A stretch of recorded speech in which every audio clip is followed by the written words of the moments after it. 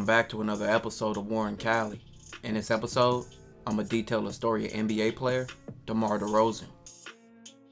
Demar will be born on August 7, 1989 in Compton, California, to parents Frank and Diane DeRozan.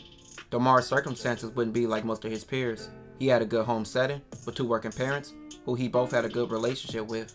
Demar's mom would name him the blessed one, with him not being expected to make it as a baby and them having a hard time to conceive. And that's the same thing with Compton. Many people wasn't expected to make it out of Compton, especially what was going on at the time. It was daily deaths and shootings going all over Compton.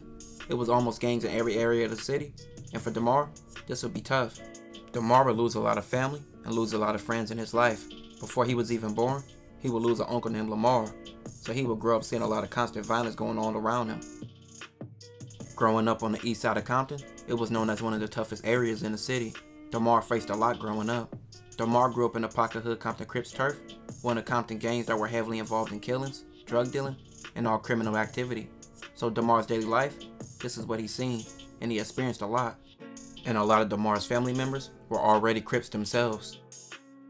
With that lifestyle around him, Demar seen a ton of people he knew, from family members and friends, died at an early age. At the age of 5, Demar's other uncle Kevin would be shot and killed by the Parus, and this would set up a trend of constant death and attending funerals in Demar's childhood.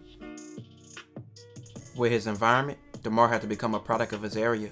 With the streets being so territorial, he had to learn what streets to take, what areas to avoid, and how to protect himself. He became a pocket hood Compton Crip just off his affiliation to his neighborhood he lived in. Many people would start to call him Debo after a fight with a bully, ending with Demar beating another kid up for trying to punk him.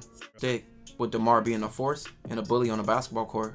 Demar and his dad were super close, and his dad Frank took him to the park in the area to hoop all the time. Demar would develop a deep love for the game of basketball with him being so good.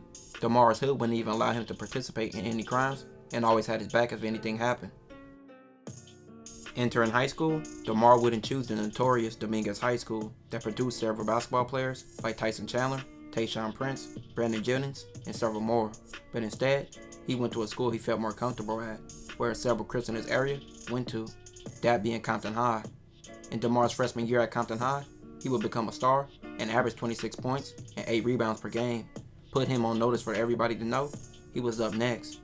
He became so popular in the city, one time he was robbed by gunpoint, but several gang members let him go after they realized he was Debo from Compton High, one of the best hoopers in the city. Demar would even become one of the best hoopers in the whole entire nation, being ranked at number 3. This would help him get invited to several camps and help take his game to a whole nother level. He would even develop a relationship with rappers Master P and Romeo. With Romeo being a basketball player himself, they created an AAU team, which Demar would later join. Being with Romeo was an experience that Demar couldn't ever imagine, meeting other celebrities, going to parties, and going out to different cities. Even appearing in Romeo and Master P's movie, God's Gift, his last year of high school, wouldn't just be all glamour. Demar's father would suffer a stroke, and his mom would be diagnosed with lupus. Even his childhood friend would be killed at 17, so for a high school kid, Demar was going through a lot. Instead of attending colleges with elite basketball programs, he instead chose to stay home and attend USC with Romeo, who was also offered a scholarship with Demar DeRozan. Demar would decide to go to USC to stay close to his family. At USC, Demar would become a dominant force, leading the team and looking elite among many players.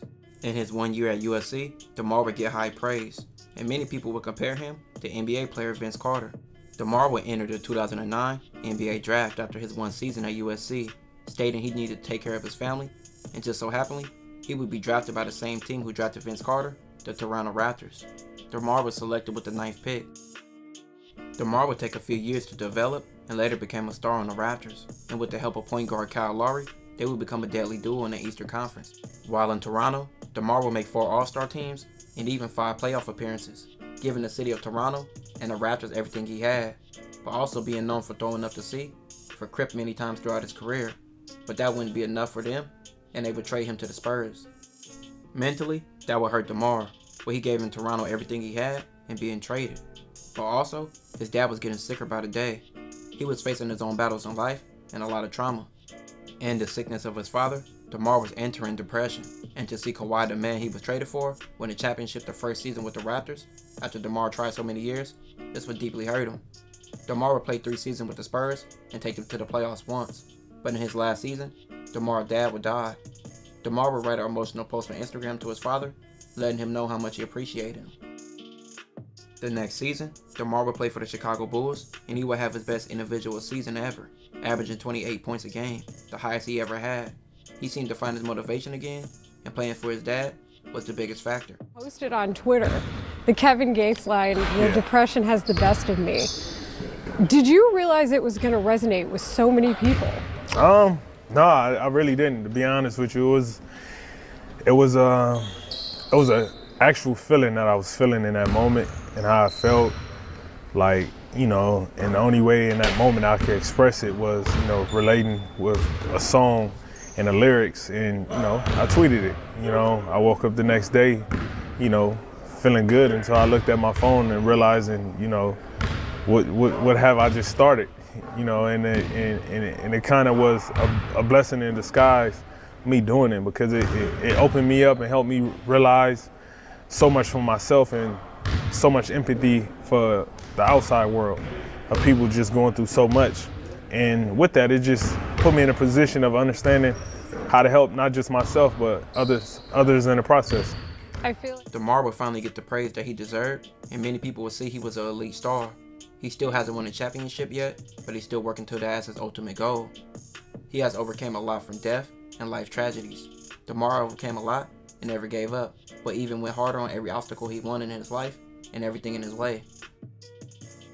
This will conclude this episode. If you haven't already, make sure you check out my previous episodes. Don't forget to like, comment, and subscribe.